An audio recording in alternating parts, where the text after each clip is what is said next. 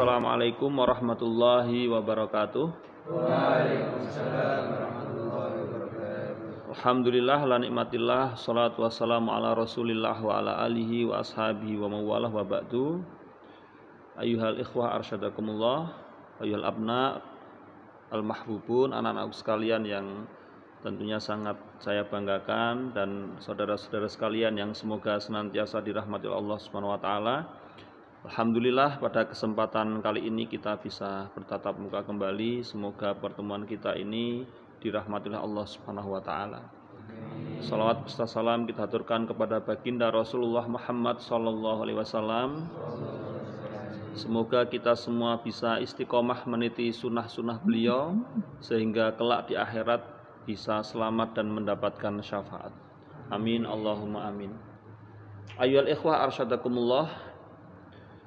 Pada suatu hari, sebagaimana diceritakan oleh Al-Imam Ibnul Jauzi, salah seorang imam madhab, yaitu Al-Imam Ahmad bin Hanbal rahimahullah, tiba-tiba hatinya itu berkeinginan ingin bepergian ke Syam. Syam itu kalau sekarang ya antara Suriah ya, Syria. Padahal beliau ini tidak punya hajat sebelumnya, tidak punya tujuan untuk apa ke Syam, tetapi hatinya ini sangat tergerak ingin ke Syam. Akhirnya berangkatlah beliau ditemani oleh asistennya, oleh muridnya berangkat ke Syam. Setibanya di Syam sekitar ba'da zuhur, kemudian beliau mampir di sebuah masjid, melakukan sholat sunnah, kemudian beristirahat untuk menunggu sholat asar. Setelah ditunaikan sholat asar, beliau kembali mengisi dengan tilawatul Quran untuk menunggu sholat maghrib. Begitu juga setelah sholat maghrib berakhir sampai sholat isya. Beliau masih berada di masjid itu untuk menenangkan diri. Sebenarnya ada apa? Kenapa hati ini meminta agar berangkat ke Syam?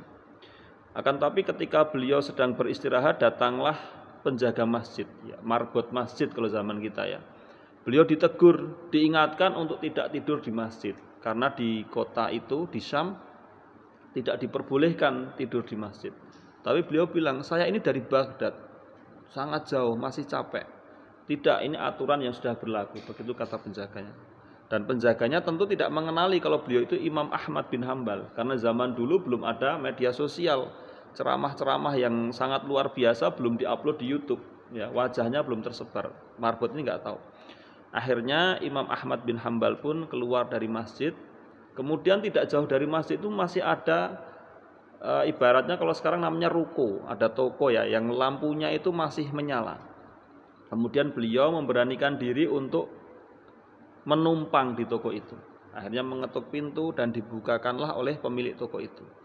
Kemudian pemilik toko menyambutnya dengan baik dan dipersilahkan. Mohon maaf ya Syekh, karena beliau sudah tua. Jadi Syekh itu bisa berarti orang ahli ilmu, bisa berarti orang tua.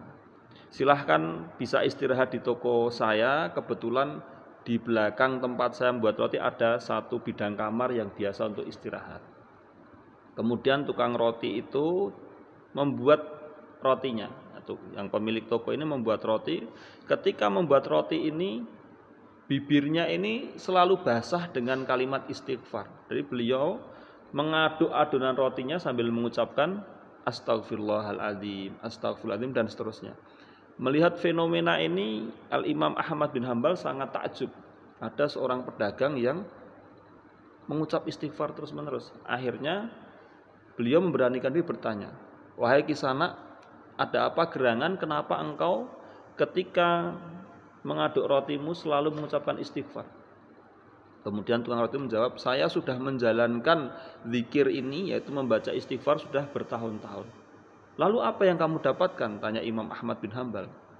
Tukang rotinya menjawab, semuanya sudah saya dapatkan. Semua keinginan saya dikabulkan oleh Allah SWT. Semuanya? Ya semuanya, kecuali satu, kata tukang roti. Apa itu? Kata Imam Ahmad bin Hanbal. Yang belum dikabulkan oleh Allah SWT adalah saya ingin bertemu dengan seorang ulama besar abad ini, yaitu Al-Imam Ahmad bin Hanbal. Imam Ahmad bin Hanbal mendengar itu bertakbir, Masya Allah, Allahu Akbar. Aku ini Ahmad bin Hanbal, aku adalah orang yang ditunggu. Pantas saja hatiku gelisah ingin pergi ke Syam. Jauh-jauh dari Baghdad, dari Irak ya, ke Syam, ke Syria, tidak punya tujuan, ternyata ini Allah gerakkan aku untuk mengabulkan permohonan. Kemudian menangislah tukang roti itu, dipeluklah ulama yang dia kagumi selama ini. Anak-anak sekalian yang dirahmati Allah, wa yuhal ikhwa arsyadakumullah, tentunya kisah ini meskipun banyak versi ya, versi alur cerita, tapi kita tidak membahas versinya. Tetapi tentunya cerita ini mengandung hikmah, ibrah bagi kita. Bagaimana kalimat istighfar yang sudah dianjurkan oleh Rasulullah, yang mungkin sering kita baca ba'da shalah, ternyata mengandung hikmah yang sangat luar biasa, yang sangat agung. Hari ini mungkin banyak permohonan kita, keinginan kita yang belum dikabulkan oleh Allah Subhanahu wa taala. Bisa jadi sebabnya adalah kita ini enggan membaca istighfar. Kenapa? Istighfar itu merupakan kalimat penghinaan diri di hadapan Allah Subhanahu wa taala. Pengakuan bahwa kita ini hamba yang penuh dosa. Dan permohonan agar dosa kita ini diampuni oleh Zat yang Maha mengampuni dosa, itu Allah Subhanahu wa ta'ala. Oleh karenanya anak-anak sekalian, marilah kita hiasi bibir kita dengan ucapan-ucapan yang mulia, dengan zikir kepada Allah, salah satunya dengan istighfar. Jangan sampai aktivitas kita, aktivitas lisan kita jauh dari zikrullah.